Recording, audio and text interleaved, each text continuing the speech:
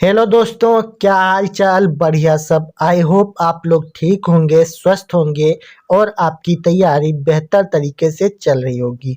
दोस्तों, आज हम लेकर के आए हैं क्लास 12th फिजिक्स के 40 सबसे इम्पोर्टेंट ऑब्जेक्टिव क्वेश्चंस।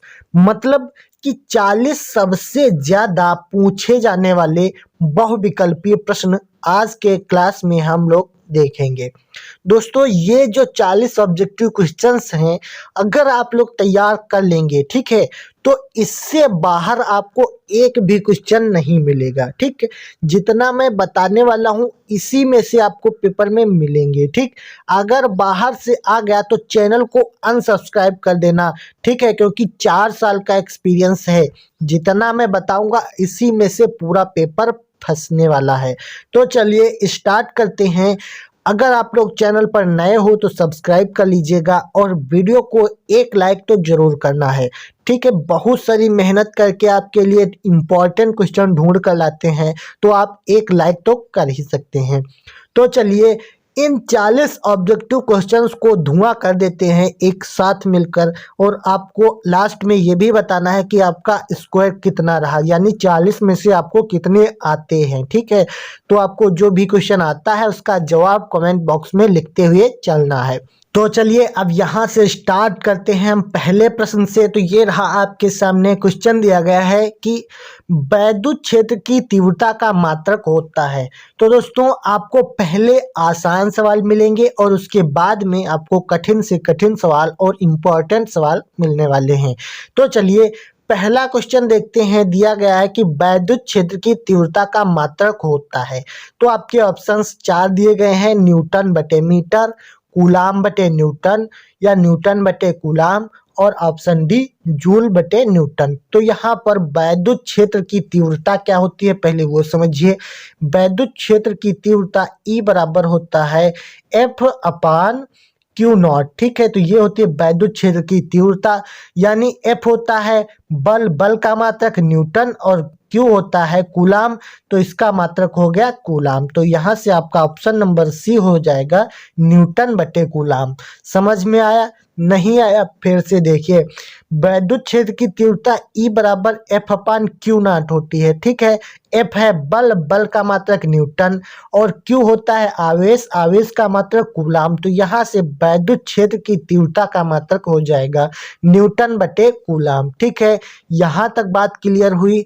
सब लोग कमेंट में बताइए। अगर आपको पसंद आया तो लाइक करिए। ठीक, उसके बाद में अगला प्रश्न क्वेश्चन नंबर 2 दिया गया है, वैद्युतशीलता का मात्रक क्या होता है। तो वैद्युतशीलता का मात्रक यहाँ पर आपके ऑप्शंस हैं कूलाम स्क्वायर बटे newton metre square, option B newton metre square बटे कूलाम स्क्वायर, या फिर न्यूटन बटे कूलाम, और नंबर डी पर है न्यूटन वोल्ट बटे मीटर स्क्वायर। तो यहाँ पर वैद्युतशीलता क्या होती है? तो वैद्युतशीलता एप्सिलॉन नॉट होती है। ठीक है, ये होती है वैद्युतशीलता। ठीक, इसका सूत्र होता है Q1 Q2 upon R square. ठीक है, तो हम लिखते हैं Q1 Q2, ठीक है, बटे में क्या हो जाएगा 1/4 पाई एप्सिलॉन नॉट से वहां पर एप्सिलॉन नॉट इधर प्रतिस्थापित किया जाता है तो नीचे आ जाता है एफ। ठीक है, क्योंकि एफ बराबर में होता है और बटे में आर स्क्वायर। ठीक, ये होता है 1/4 पाई, तो आप हटा दीजिए, उसका कोई मात्रक नहीं होता है। इसलिए यहाँ से देखेंगे Q1 Q2 मतलब आवेश और आवेश का मात्रक कूलाम, 2 आवेश हैं इसलिए कूलाम स्क्वायर हो गया। ठीक है, और एफ मतलब बल का मात्रक न्यूटन, और आर स्क्वायर, आर मतलब त्रिज्या का मात्रक मीटर। तो यहाँ से हो जाता है कूलाम स्क्वायर बटे न्यूटन मीटर स्क्वायर। कैसे समझ में आया? देखिए 2 कूलाम है, ठीक है, मतलब आवेश 2 है, तो कूलाम स्क्वायर हो गया। फिर एफ का मात्रक न्यूटन और आर का मात्रक मीटर, आर त्रिज्या है तो स्क्वायर है तो स्क्वायर। ठीक, तो वही हो जाएगा कूलाम स्क्वायर बटे न्यूटन मीटर स्क्वायर। क्या यहाँ तक बात क्लियर है? सभी को समझ में आ रहा है? अगर यस समझ में आ रहा है तो लाइक करिए, चैनल को सब्सक्राइब जरूर कर लीजिएगा।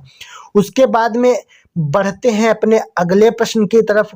क्वेश्चन नंबर 3 दिया गया है वैद्युत फ्लक्स का मात्रक होता है, यानी वैद्युत फ्लक्स का मात्रक क्या होता है।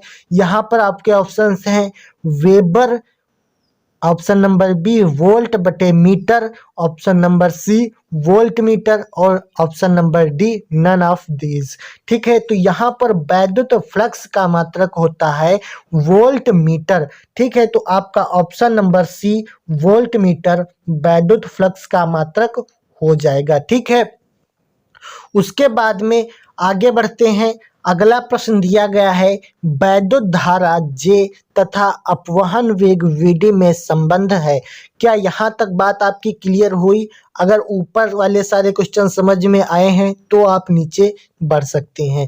क्वेश्चन दिया गया है वैद्युत धारा घनत्व J तथा अपवहन वेग Vd में संबंध होता है, तो इसका ये सूत्र होता है J बराबर NeVd। ठीक है, तो J बराबर NeVd आपका राइट आंसर हो जाएगा और बाकी ये सारे ऑप्शन गलत हो जाएंगे। ठीक है, तो आपका ऑप्शन नंबर ए J बराबर NeVd धारा घनत्व और अपवहन वेग में संबंध होता है। ठीक है, उसके बाद में आगे बढ़ते हैं। अगला प्रश्न दिया गया है क्वेश्चन नंबर 5, निम्न में से वैद्युत विभव का मात्रक है। ठीक है, निम्न में से वैद्युत विभव का मात्रक है। आपके ऑप्शंस दिया गया है जूल बटे coulomb, option number B joule coulomb, joule बटे कूलाम, या फिर कह रहा है कूलाम बटे जूल, और ऑप्शन डी न्यूटन बटे कूलाम। ठीक है, तो यहाँ पर आप कहेंगे कि वैद्युत विभव का मात्रक क्या होता है, तो आप कहेंगे जूल बटे कूलाम। ठीक है, ऑप्शन नंबर ए वैद्युत विभव का मात्रक क्या होता है, तो जूल बटे कूलाम होता है। ठीक है, इस प्रकार से आपको ऑप्शन टिक करने हैं। आपको इसकी पीडीएफ भी आपको मिलेगी, वो आपको लास्ट में बताएंगे कि पीडीएफ कहाँ से मिलने वाली है, तो वीडियो को लास्ट तक जरूर देखिएगा, बहुत ज़्यादा इम्पोर्टेंट क्वेश्चन होने वाले हैं। उसके बाद में यहाँ से अगला प्रश्न दिया गया है कि धारावाही चालक के चारों ओर उत्पन्न क्षेत्र होता है। ठीक है, तो धारावाही चालक के चारों ओर कौन सा क्षेत्र उत्पन्न होता है वो आपको बताना है। आपके ऑप्शंस दिए गए हैं ए वैद्युत क्षेत्र, बी केवल चुंबकीय क्षेत्र, सी वैद्युत और चुंबकीय क्षेत्र, और यहाँ पर डी ऑप्शन हो जाएगा नन ऑफ दीज। तो यहाँ पर हम बताएंगे केवल चुंबकीय क्षेत्र धारावाही चालक के चारों ओर उत्पन्न होता है। कौन सा? केवल चुंबकीय क्षेत्र, option number B right answer हो जाएगा। ठीक है, उसके बाद में आगे बढ़ते हैं। अगला प्रश्न दिया गया है एक चुंबकीय क्षेत्र उत्पन्न किया जा सकता है।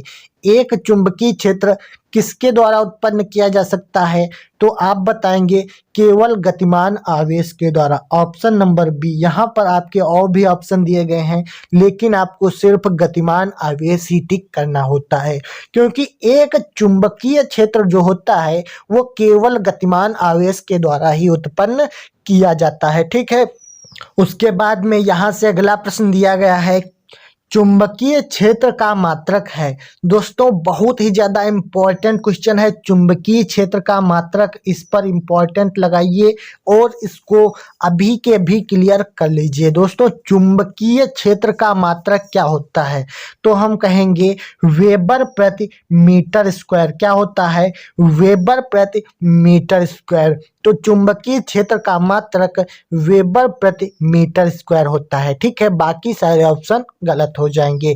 उसके बाद में अगला प्रश्न दिया गया है कि चुंबकीय क्षेत्र बी में वेग v से गतिमान आवेश q के एक कण पर लगने वाला बल F है। ठीक है, कह रहा है कि चुंबकीय क्षेत्र बी में वेग v से गतिमान आवेश q के एक कण पर लगने वाला बल F होता है। तो यहाँ पर आपको बता दें F बराबर होता है Q into V into B। ठीक है, तो यहाँ पर पहला ऑप्शन राइट आंसर हो जाएगा।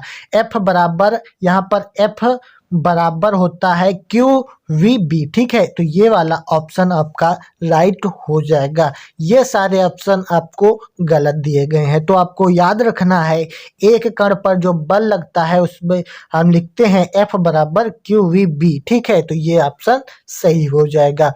उसके बाद में अगला प्रश्न दिया गया है क्वेश्चन नंबर 10, चुंबकीय यामोत्तर और भौगोलिक यामोत्तर के बीच बने कोण को कहते हैं। अब आपके ऑप्शंस यहाँ पर देखिए, क्वेश्चन दिया गया है चुंबकीय यामोत्तर और भौगोलिक यामोत्तर के बीच बने कोण को क्या कहते हैं। नंबर 1 ए है नति कोण, बी दिक्पात कोण, सी न्यून कोण, और डी वाला होता है नन ऑफ दीज, मतलब इनमें से कोई नहीं। तो यहाँ पर आपका चुंबकीय यामोत्तर और भौगोलिक यामोत्तर के बीच बना कोण दिक्पात कोण होता है।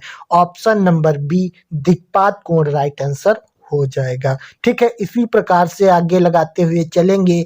बहुत ही अगर यहाँ तक आपको वीडियो समझ में आ रही है, वीडियो इंटरेस्टिंग लग रही है, तो वीडियो को लाइक जरूर करिए और दोस्तों में भी शेयर कर दीजिए। ठीक है, अगला प्रश्न दिया गया है प्रतिरोध का मात्रक क्या होता है। दोस्तों अगर आप लोग इसको नहीं जानते हैं तो आप कुछ भी समझ लीजिए नहीं जानते हैं।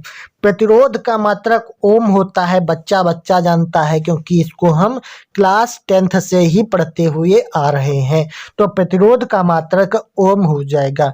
और साथ में यहाँ पर देख लेते हैं प्रतिरोध का विमीय सूत्र क्या होता है। तो प्रतिरोध का विमीय सूत्र होता है ML2T-3A-2। ठीक है, कहीं कहीं आपको मिल जाएगा MLT-3A-2 या फिर ML3T2A-1। तो आपको कंफ्यूज नहीं होना है, आपका प्रतिरोध का मात्रक होता है ML2T-3A-2। ठीक है, तो ये आपका विमीय सूत्र हो जाएगा और प्रतिरोध का मात्रक ओम होता है। ठीक है, तो आपको कंफ्यूज नहीं होना है, हमेशा याद रखना है प्रतिरोध का विमीय सूत्र। काफी बार पूछा गया है, मोस्ट इम्पॉर्टेंट क्वेश्चन होता है ये। ठीक है, तो इस पर आपको ज्यादा ध्यान देना है। उसके बाद में एक और बहुत ज्यादा इम्पोर्टेंट क्वेश्चन पूछा जाने वाला है। एक इलेक्ट्रॉन वोल्ट का मान होता है, एक इलेक्ट्रॉन वोल्ट मतलब एक ईवी। इलेक्ट्रॉन वोल्ट को किससे प्रदर्शित करते हैं? ईवी से। अगर इस प्रकार से आपको कहीं लिखा मिल जाए तो आप समझ लेना कि एक इलेक्ट्रॉन वोल्ट लिखा हुआ है। ठीक है, तो एक इलेक्ट्रॉन वोल्ट का मान क्या होता है? 1.6 इंटू 10⁻⁻⁹। ये सभी को पता होता है एक इलेक्ट्रॉन वोल्ट का मात्रक, क्योंकि ये किसका मात्र होता है? ये होता है इलेक्ट्रॉन पर आवेश कितना होता है? 1.6 इंटू 10⁻⁹। यही आपका एक इलेक्ट्रॉन वोल्ट होता है। ठीक है, यहाँ तक आपको कोई दिक्कत नहीं होनी चाहिए। अगर यहाँ तक आपको वीडियो पसंद आई है तो वीडियो को लाइक जरूर करिएगा।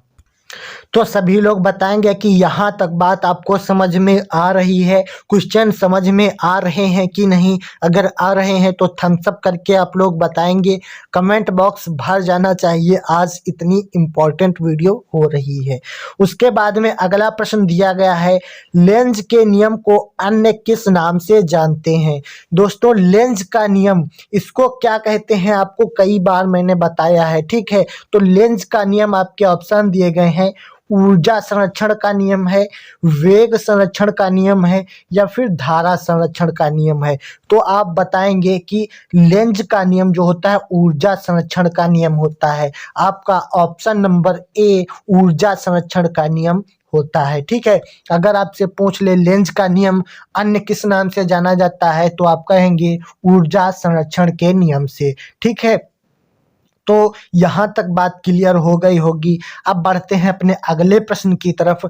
अगला प्रश्न दिया गया है, वैद्युत चुंबकीय तरंगे उत्पन्न होती हैं। ठीक है, बहुत ज़्यादा इंपॉर्टेंट क्वेश्चन होता है, वैद्युत चुंबकीय तरंगे उत्पन्न होती हैं तो आप बताएंगे किसके द्वारा होती हैं। पहला ऑप्शन दिया गया है त्वरित आवेश के द्वारा, नंबर बी पर दिया गया है गतिमान आवेश द्वारा, नंबर सी पर दिया गया है स्थिर आवेश द्वारा, नंबर डी है नन ऑफ दीज। तो आप बताएंगे कि वैद्युत चुंबकीय तरंगे जो होती हैं वो त्वरित आवेश के द्वारा उत्पन्न होती हैं। ठीक है, तो यहाँ तक आपको बात क्लियर समझ में आ रही है कि नहीं, आप लोग कमेंट जरूर करते रहिएगा।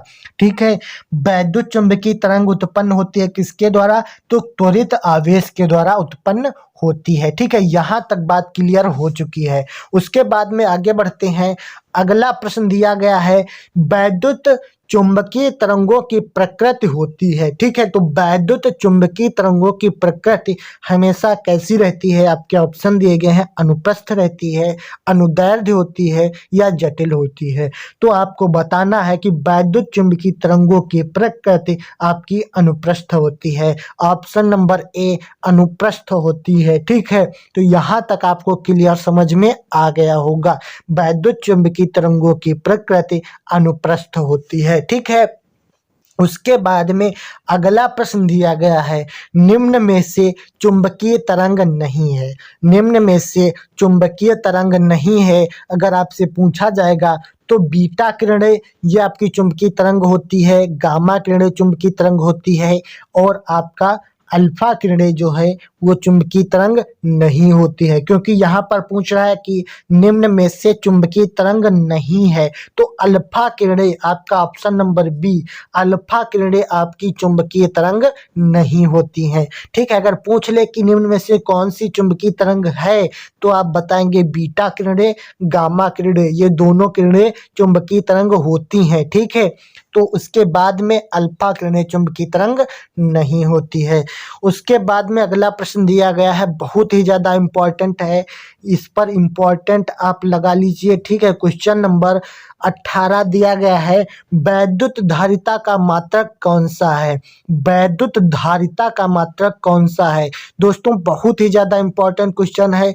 अगर आपका ऑप्शन नंबर दिया गया है ए एम्पियर, तो आप बताएंगे एम्पियर किसका मात्रक होता है, धारा का मात्रक होता है। एम्पियर धारा का मात्रक होता है। वोल्ट किसका मात्रक होता है, विभव का मात्रक होता है। ठीक है, आपको सब कुछ पता चलना चाहिए। जैसे पूछ ले धारा का मात्रक, तो एम्पियर, वोल्ट किसका, विभव का मात्रक, वोल्ट, तो आपका फैरड जो हो जाएगा, ये आपका ऑप्शन नंबर सी धारिता का मात्रक होता है। ठीक है, तो सारे मात्रक आपको पता चल चुके हैं। एम्पियर धारा का मात्रक होता है, वोल्ट विभव का मात्रक होता है, और धारिता का मात्रक आपका फैरड होता है। तो option number C farad right answer हो जाएगा। ठीक है, उसके बाद में अगला और बहुत ही महत्वपूर्ण प्रश्न दिया गया है, वैद्युत चुंबकीय तरंगों का स्रोत क्या है। अगर आपसे पूछ ले कि वैद्युत चुंबकीय तरंगों का स्रोत क्या है, तो आप बताएंगे कि वैद्युत तथा चुंबकीय क्षेत्र दोनों स्रोत होते हैं। ठीक है, तो ऑप्शन नंबर बी वैद्युत तथा चुंबकीय क्षेत्र वैद्युत चुंबकीय तरंगों का स्रोत होता है। केवल वैद्युत क्षेत्र या फिर केवल चुंबकीय क्षेत्र नहीं होता है। ठीक है, आपको यहाँ पर कंफ्यूज नहीं होना है। अगर सिर्फ वैद्युत क्षेत्र और सिर्फ केवल चुंबकीय क्षेत्र दे दे तो यहाँ पर गलत हो जाएगा। आपको बताना है कि वैद्युत तथा चुंबकीय क्षेत्र दोनों होते हैं वैद्युत चुंबकीय तरंगों का स्रोत। ठीक है, उसके बाद में बहुत ही ज्यादा पूछा जाने वाला क्वेश्चन इम्पोर्टेंट है, निशान लगा लीजिए। दिया गया है कि एक बिंदु आवेश पर वैद्युत द्विध्रुव के कारण लगने वाला बल निर्भर करता है। कह रहा है कि एक बिंदु आवेश पर वैद्युत द्विध्रुव के कारण लगने वाला बल निर्भर करता है। तो यहाँ पर आप बताएंगे कि F बराबर, यानी F अनुक्रमानुपाती का चिन्ह लगा हुआ है, ये F अनुक्रमानुपाती 1/r² पर निर्भर करता है। क्योंकि क्या होता है, F बराबर Q1 Q2 अपान r² होता है। ठीक है, तो वहीं से दिया गया है, जब ये एप्सिलॉन नॉट हटता है तो 1/4 पाई एप्सिलॉन नॉट लगाया जाता है, यानी अनुक्रमानुपाती जब हटता है तो 1/4 पाई एप्सिलॉन नॉट लगाया जाता है। तो आपको बताना है कि F बराबर 1/r² पर निर्भर करता है। ठीक है, तो उम्मीद करते हैं यहाँ तक आपको समझ में आया होगा। उसके बाद में एक होमवर्क आपको देते हैं, ये आपको कमेंट में बताना है। ठीक है, क्वेश्चन दिया गया है कि किसी चालक की प्रतिरोधकता व चालक का गुणनफल निर्भर करता है। तो आपके ऑप्शन दिए गए हैं लंबाई पर, मोटाई पर या फिर चौड़ाई पर। ठीक है, तो इसका आप आपको जवाब कमेंट बॉक्स में देना है कि किसी चालक की प्रतिरोधकता व चालकता का गुणनफल किस पर निर्भर करता है। ठीक है, तो आज की इस वीडियो को हम पार्ट 1 रखते हैं। पार्ट 2 आपको जल्द देखने को मिलेगा। ठीक है, उसके लिए आपको चैनल को सब्सक्राइब कर लेना है और वीडियो को लाइक कर देना है। ठीक है, अगर इस पर अच्छा रिस्पांस आता है तो पार्ट 2 में आगे के 20 क्वेश्चंस भी हम करवा देंगे। उम्मीद करते हैं यहाँ तक आपको वीडियो पसंद आई होगी, तो लाइक करिए, चैनल को सब्सक्राइब जरूर कर लीजिए। ठीक है, मिलते हैं पार्ट 2 में, तब तक के लिए धन्यवाद।